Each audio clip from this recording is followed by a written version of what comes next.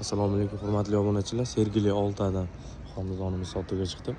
7 qavatli binoni 2-qavatida. Sredniy remontda ijarachi bo'lib qo'ysanglar ham bo'laveradi. Yaxshi lokatsiyada joylashgan. Manzilni tanishtirib o'tib ketaman.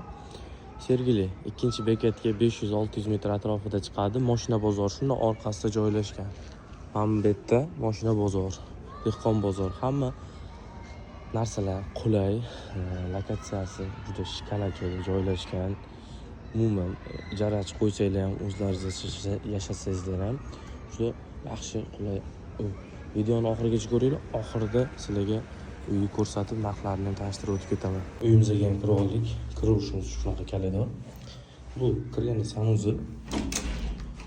Sanuzilimiz ichma joylashtirilgan. Ichidagi texnikalari, narsalari qoladi uyimiz.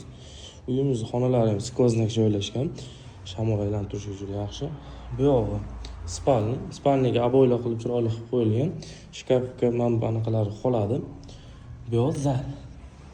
Ko'rib turibsizlar, xonasi ham juda keng, juda yaxshi xonadonimiz.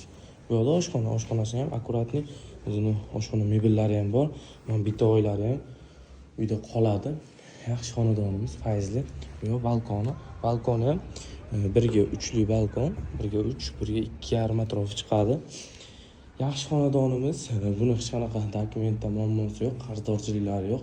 Xudo xolasa ipotekaga ham qilib beramiz. Uyimiz yaxshi holatda turilgan, ijarachi turgan.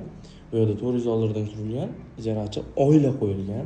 Agar ijarachi qo'yaman desanglar ham tayyor ijarachilarimiz ham bor turadigan. Uyimiz narxiga keladigan bo'lsa, 55 ming qo'limizga taqalgan narxi shunaqa. Rasmlarni ko'rmoqchi bo'lsangiz, shunda Telegram kanalimga o'tsangiz, rasmlarni ham qo'yib qo'yganman Telegram kanalimga. Yaxshi xonadon, 2-qavatda joylashgan. Manzil ham juda yaxshi, manzilda ham tushuntirib o'tib ketdim. Zo'r xonadonimiz sotuvga chiqdi. Ulgurib qolinglar, pastda nomerlar qoldiraman, bemalol aloqaga chiqishingiz mumkin. Tak, kvadrati 50 kvadrat metr tashkil qiladi. Skvoznoy 2 xonali uyimiz. Sog' bo'linglar, salomat bo'linglar.